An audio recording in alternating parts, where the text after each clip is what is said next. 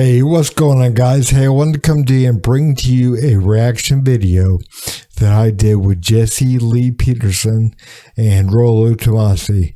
And for you guys who don't know, Jesse Lee is a kind of an activist, and he's got his own radio show, and he's an author, and he's a pastor.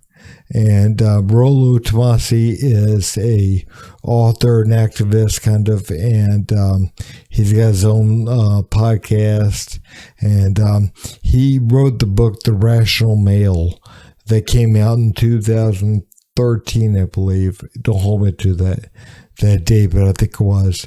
But anyways, this video is an interview that Jesse Lee did with Rollo, and I'm going to react to it. If you would, guys, please like and subscribe to my channel. I appreciate the support. Thanks. Years, some of you know by way of my nonprofit organization, Bond, the Brotherhood Organization of a New Destiny, we have been rebuilding the family by rebuilding the man, showing men how to turn back to their proper state of being. And more people now are starting to be concerned about this, and I'm glad about it. We got to focus on men.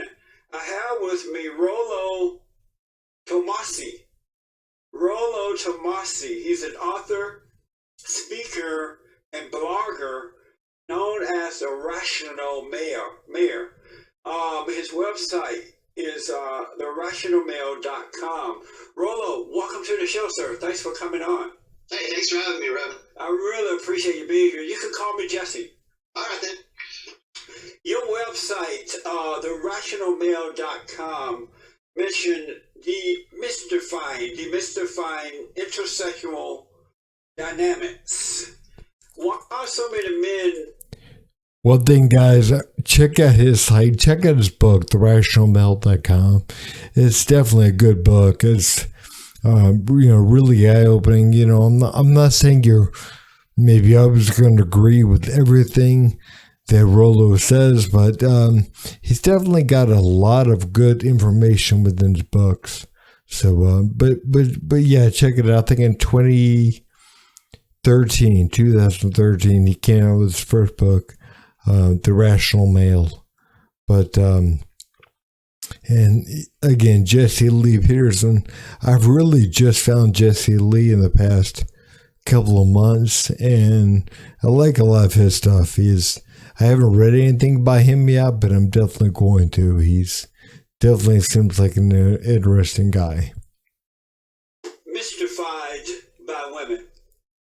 I think most of that comes from what we call blue pill conditioning. Okay, I come from a community of writers called red pill writers, and what we get into is when children, mostly boys, are raised. They are raised to pedestalize women and womankind through an education system that teaches them to take themselves off of that pedestal, to not make themselves their own mental point of origin, and to make women their mental point of origin. I think that it's been a progressive process for, probably at least the last maybe 45 years, to prioritize women and womankind. I think that as a result of that, more and more men became more and more confused about that because they've been feminized for, over the years. Yeah, I mean, even myself, man, I definitely understand that. I definitely see that in so many ways. And I saw that really beforehand. But yeah, I think it's true, man. We are raised in a way that we put women on pedestals, even if we're angry and whatever, and we're, and a lot of times we become angry at our mothers, and we end up bringing that into our relationship with girlfriends and wives and that kind of stuff, and we don't really, but I definitely think we put women on a pedestal, and we're taught that at a pretty young age. I would say at least for the last 4 generations, maybe 5 generations now.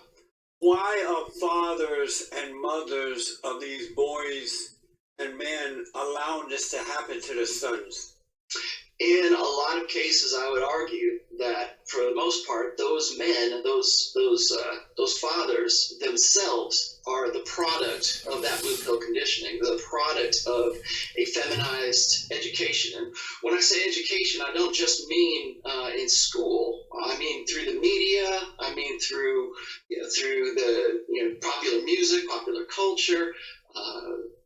Pretty much any way that a boy can learn, because it's not just in the education system, which is already, in the Western society is very, very feminine correct right now is what I call it. Yep, I mean, I think it's very feminine correct, and I think also some of the things that we allow into our culture and that we allow into our society as a whole.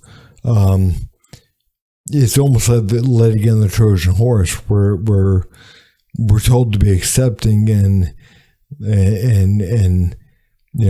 allow and accept all this transgender bullshit and everything else that's going on, but at the same time, we're allowing in the Trojan horse in a way of putting kids on hormone blockers, which the drug companies love that.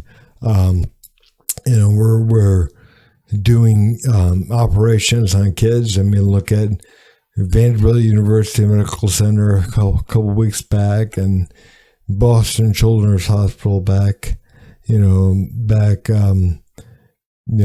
couple months back. I mean, but we're letting in the Trojan horse, and we're not paying attention to what we're doing. And but yeah, I totally agree. At the time that this is happening to men and boys, or boys and men, are they aware that they are being turned into women, or are they being made in the image of women?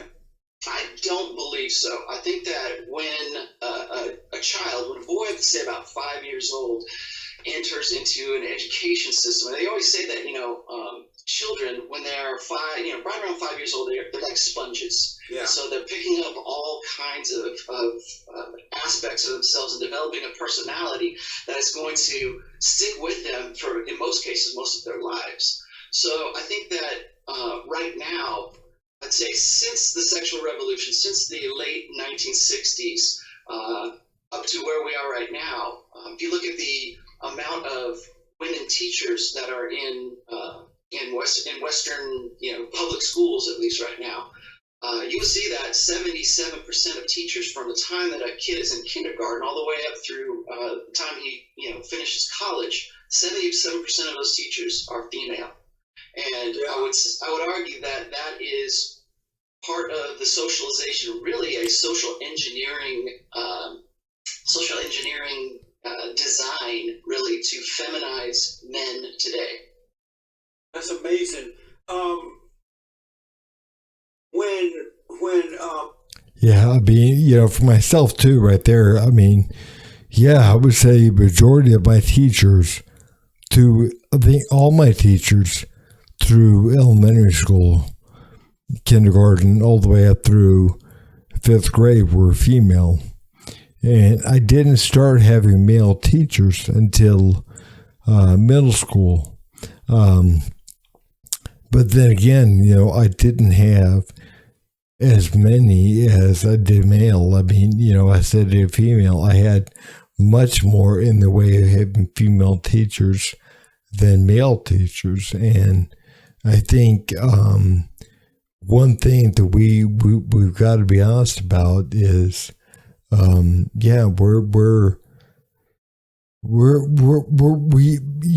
people look up to women, and I'm not saying that we should look up to women. I'm not saying that at all, but it's like to a degree. But it's like we forget ourselves. It's like myself and my brother were talking a while back, and it's like we got to do elementary school, and it's like we were the cute kids, and but when you get to like middle school and the boys start to develop and change, and the girls should develop and change too. But girls are still, taught to like, hey, sweetie, how are you? And boys, in a lot of ways, we kind of felt that we were kind of like forgotten about and lost in so many different ways. But yeah, I think it's a problem. I think it's a definite problem, and I think it's one that we need to really address. Boys are turned into girls and then later become women. Is it possible to overcome that?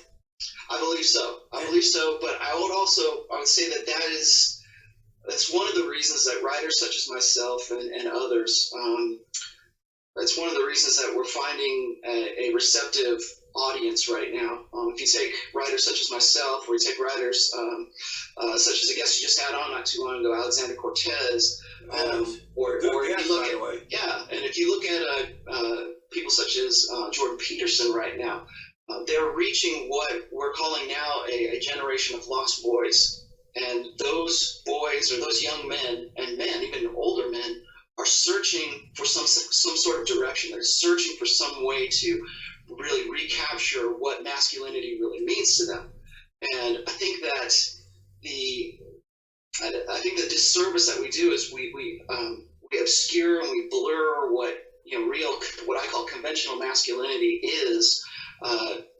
To these guys, so they get to the point where it's like they're defining it for themselves, and they think that just whatever fits them is masculinity, and they're okay with that. Some of them are even taught. Young boys are taught to loathe their own masculinity. Yeah. Yep. I mean, that's another thing too. I definitely agree with that. We're being taught in so many ways to, hate ourselves in a lot of ways, to hate that masculine part of ourselves. And that's something else my brother and I were talking about quite a bit. And I've been involved with men's groups was involved with one up until a few months back. And that's one thing I saw with a lot of the guys in the men's group was they didn't like themselves in so many ways. And it's like, that part of them, they were afraid to actually be masculine. They were afraid to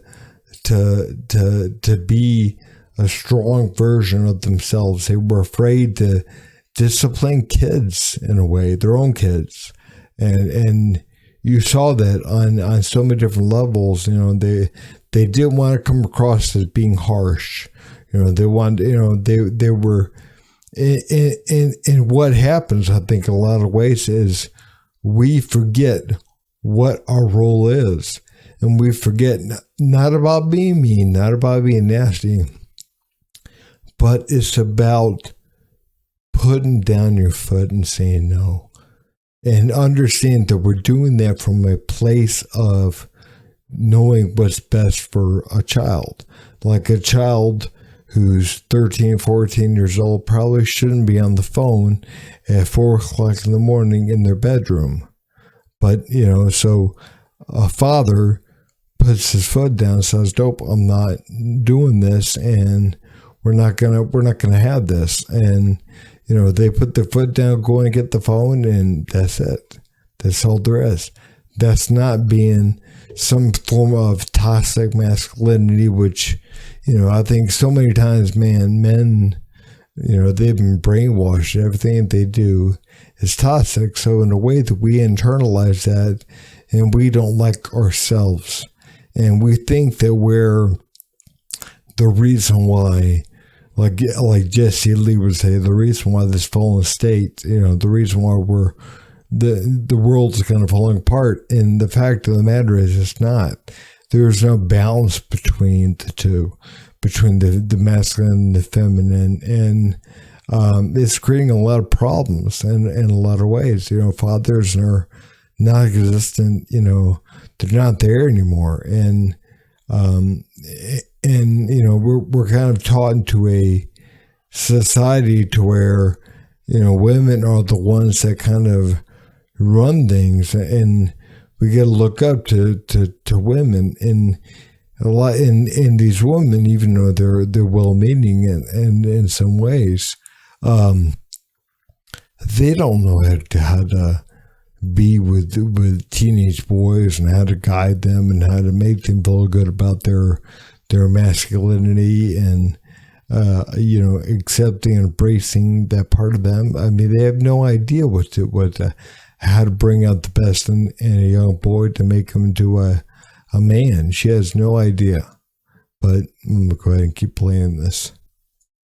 They're taught to hate being male, and they're taught that in my book, I argue that we teach them, today we teach boys as if they are defective girls, because we're teaching them in a style right now where only a girl is going to excel in that teaching methodology right now.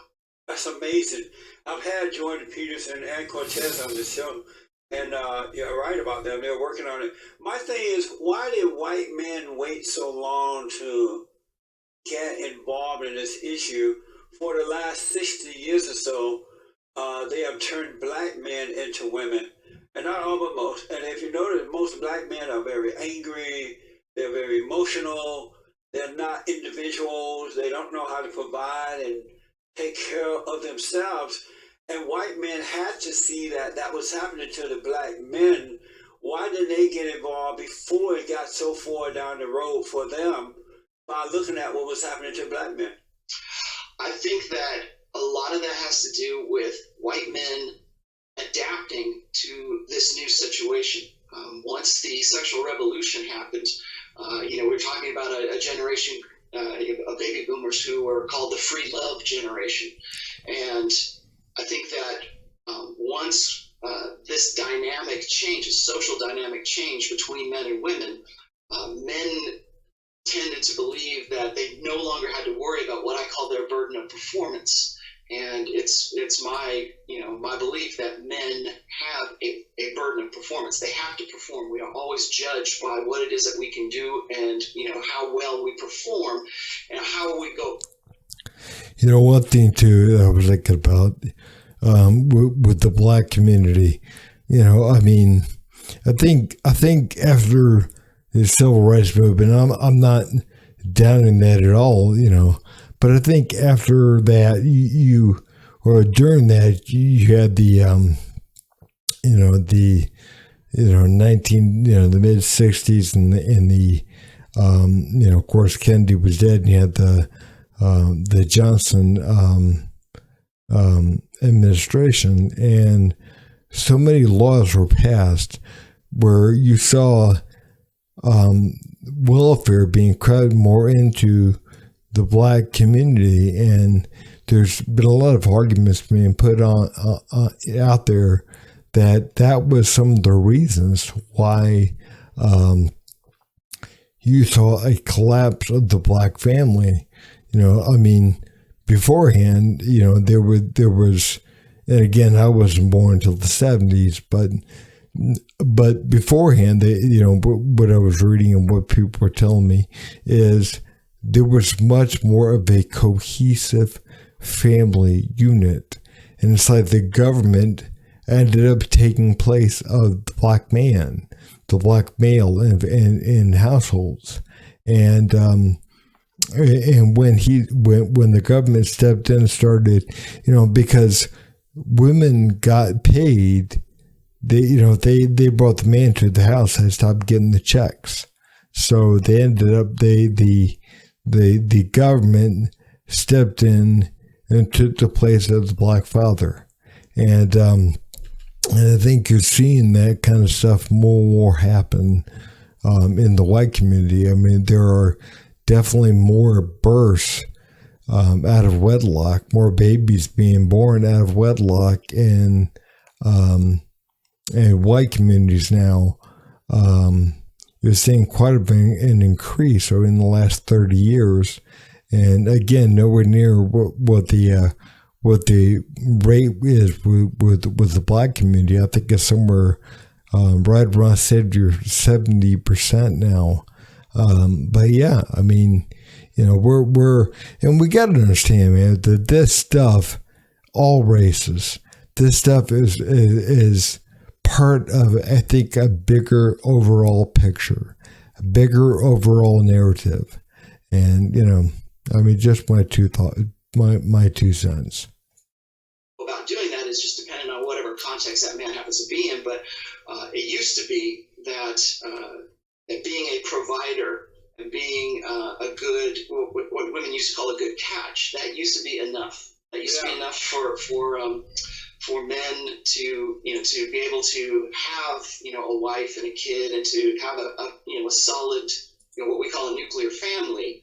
And all of that's out the window right now because we take care of women to the point where we have resource transfers and wealth transfers from men directly or indirectly to take care of that side of women. Yeah. So the only thing that's left for men is to make themselves as sexually appealing as they possibly can. So you will now see that men prioritize their looks, they prioritize their that side of it.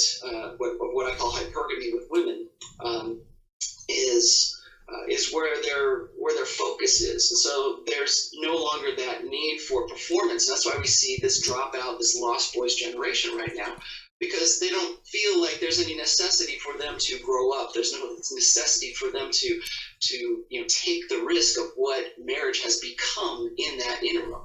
Amazing. I think one thing too is, and I did a video on this with a friend of mine, I think men have lost their sense of purpose. Their drive, we've taken away so many roles, and men need to stand back up and take back their place and kind of find their purpose in life. I'm not putting that on women or whatever. Men need to own themselves. They need to do what they need to do for themselves. But it's like, we've got to understand, man, that we are falling behind and we are losing a sense of purpose. I mean, it's like the majority of suicides are males. As a matter of fact, they're middle-aged white males in my age range. And it's like they're losing a sense of purpose. And, men in general, boys, I mean, they're losing their purpose. And it's like, and again, we can't look to women to give us that. That's the wrong way. I mean, you got to find it. You got to go and find your purpose and take care of things and do what it is that you feel. Build something, do something. But yeah, get it out of this state. Because again, we're all we're doing is in this culture right now. Also, with this whole victimhood culture.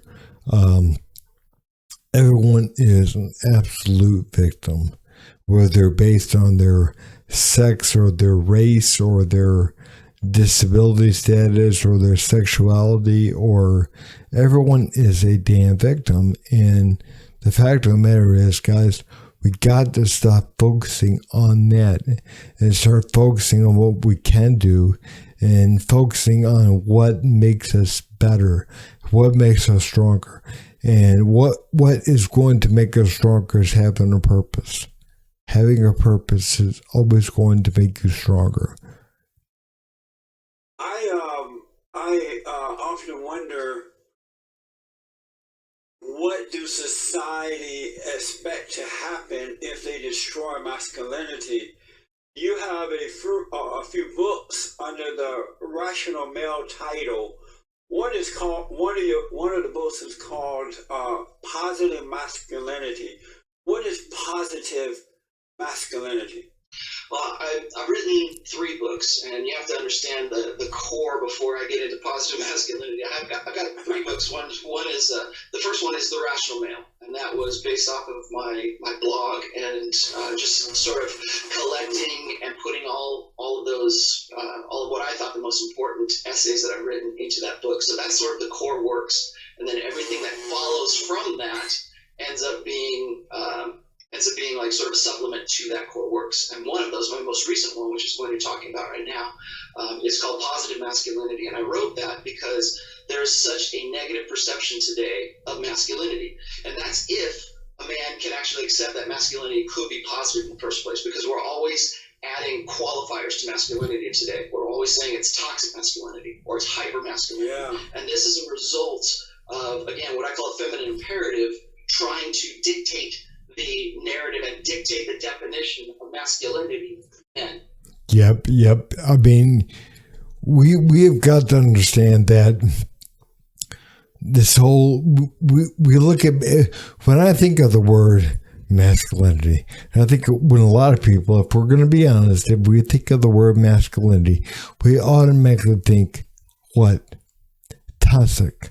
We automatically think that. We don't think positive masculinity. We always think, whenever I hear the word, I automatically hear toxic with it. Even if it's not said, I automatically think toxic.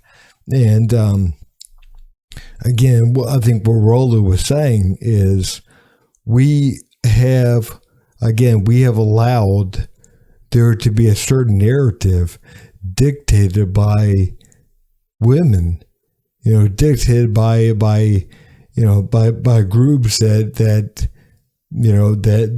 want to use men as a reason why they aren't happy in life. Men are the reasons why they aren't happy. And the fact of the matter is, men are not the reason why women aren't happy. And it's funny, I mean, again, man, I was talking to my brother on stuff, and one thing he and I were talking about a while back was, it's like, if a man comes forward and he says, you know what, I'm unhappy in my relationship, my marriage really sucks and everything else, and men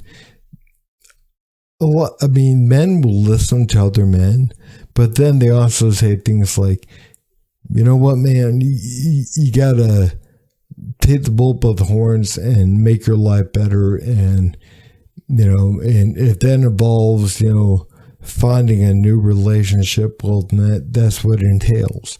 But you've got to move forward and stop being the victim and using her as your scapegoat. And again, she may be a bitch, but the fact of the matter is, man, stop using that. Stop using it as the reason why. If she truly is the reason why, then move on. You've got to move on. But see, now women, in a way, they sit around. If a woman comes forward and says, well, this man is emotionally abusive or physically abusive or whatever, and and he's hurting me and he's making my life difficult and hell and everything else, women sit around and oh, you poor thing, yeah, that's right, and he's a bastard, he's a whatever, and it's like, but they don't really.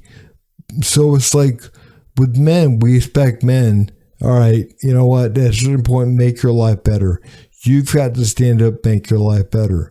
But see, with women, we don't normally put the qualifier on that. We don't normally say to them, well, you know what, make your life better. If that involves leaving him, and that involves going and doing whatever you got to do, then do it. But you've got to you are responsible for your own life. What I'm saying is, a lot of men, that look at relationships and they'll say, you know what, you're responsible for you. You're responsible to make yourself happy. You're responsible for your own life. And with women, men are, if you're with a girl, you're with the girl because you chose that girl.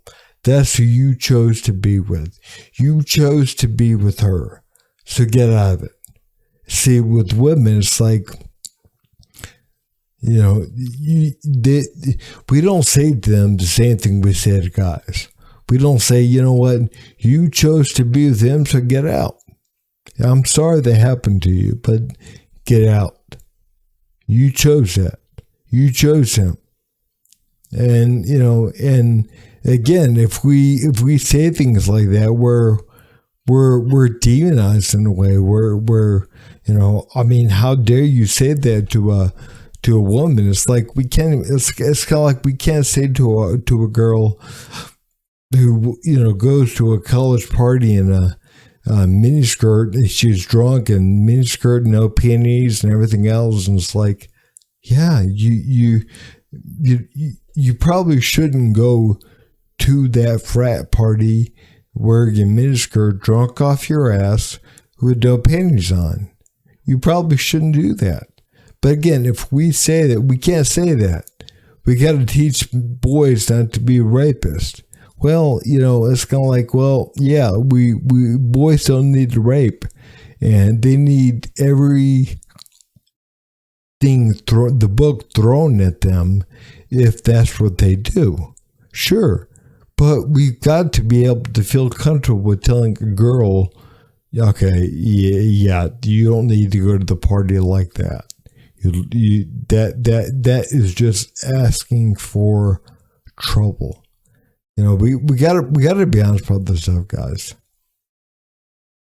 You notice I do not ever refer to masculinity as traditional masculinity, which a lot of guys do, and I understand that, but I kind of turn away from traditional masculinity because the word tradition has sort of, you know, cultural applications to it, where my traditions might be a little bit different from your traditions. But I do think that there are conventional aspects and conventional traits amongst men that are universal. So that's why I use the term conventional masculinity in this. And I think that it's important for guys to really return to an idea, which is reconsider masculinity from a point that is, you know, first of all, serving themselves rather than serving women. And then making that into what I always said is a mental point of origin, so that they can, you know, use those aspects and be proud of that. It's be unapologetic about it. That's why I reject the idea of toxic masculinity. I think there's only just masculinity, but it's only toxic when it doesn't serve the feminine imperative. Yeah, I'm going to go ahead and cut the video here. Then we'll do another video reacting to the last part of this video. But yeah, I mean, you know, it's also only toxic when men do it. It's not toxic when women do it. So if a woman acts a certain way, she's a boss babe, or if she's bossy and explaining stuff and very you know, pushy and stuff, she's a boss babe. She knows what she wants. She's going after what it is, and, you know, and girl power and everything else. And it's like, but if guys do it, it's toxic masculinity. They're mansplaining. They're being, you know, know-it-all. They're being, you know, they're trying to dominate women. So it's funny. It's only toxic masculinity if men do it. It's not toxic masculinity if women do it. So, I mean, I think that's one thing we really got to look at too is, man, we just got to be honest with this shit. But anyways, guys, if you would, please like and subscribe to my channel. And again, I'm going to post the links to this full interview in the link below. And I'm going to do another video doing another part of this interview, because again, I think this stuff right here is gold. I really do, because it's stuff that we've got to understand in this world, and we got to understand the world is totally out of balance, and that's why we find ourselves in the state that we do. And I love Jesse's podcast or whatever he has called The Fallen State, and the shirts that he wears every now and then that say "Fallen State" on them. Because I think it really is. We're living in a fallen state. But hey guys, if you would, please like and subscribe to the channel, and thanks for watching.